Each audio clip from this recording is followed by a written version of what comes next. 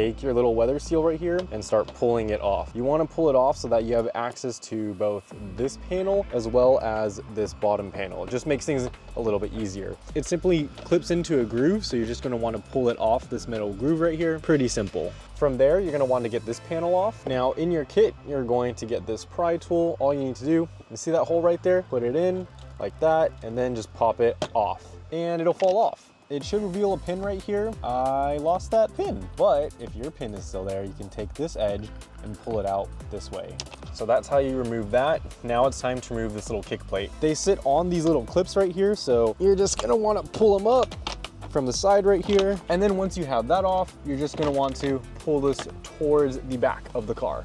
And this is the area that we're gonna wanna work with. Now first, I'm gonna go find my Gen 1 Commander. Oh yeah, and as you can see, this guy was much bigger. We're not gonna need to use this anymore. Your blue plug is where you're gonna want to put the new one in. So since I'm taking mine out, I'm gonna want to remove it from that. And then up here, there's this white connection right here. Now you should have an OEM plug that's going to it. You're just gonna want to pull it out. There's a little push clip. You're gonna push it in and out, just like that. And so this is what the little clip looks like right here. This port and this port. Now I'm gonna take the little module that we have right here. First this little splitter part, and then this even littler splitter part.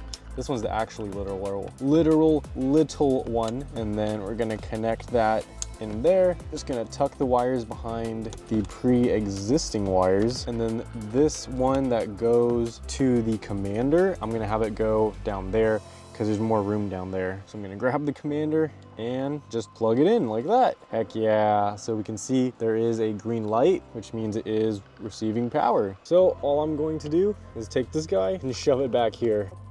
Okay, so actually, instead of putting it in the bottom right here, put it more in the top right here. There's space next to the glove box. I forgot to put this in earlier, just by the way, my bad. Anyways, there's space around this area right here. Put it right there in case you ever need to service it. And then in the future, you won't have to take off this kick plate down here.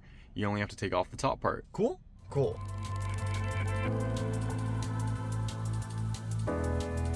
And that's pretty much it, guys. Now it's cleanup. So from here, we're just gonna wanna put that kick plate back on. Make sure you're careful and you don't snag any wires as you're pushing it back in. All right, there you go. And from there, you can go and start pushing the weather seal back into place. Make sure all of these clips are in and lined up. Before you get to up here though, you're gonna wanna get this piece after you put that clip in like the good person you are. I don't know where mine went. And you're just basically going to line this up and push this piece in.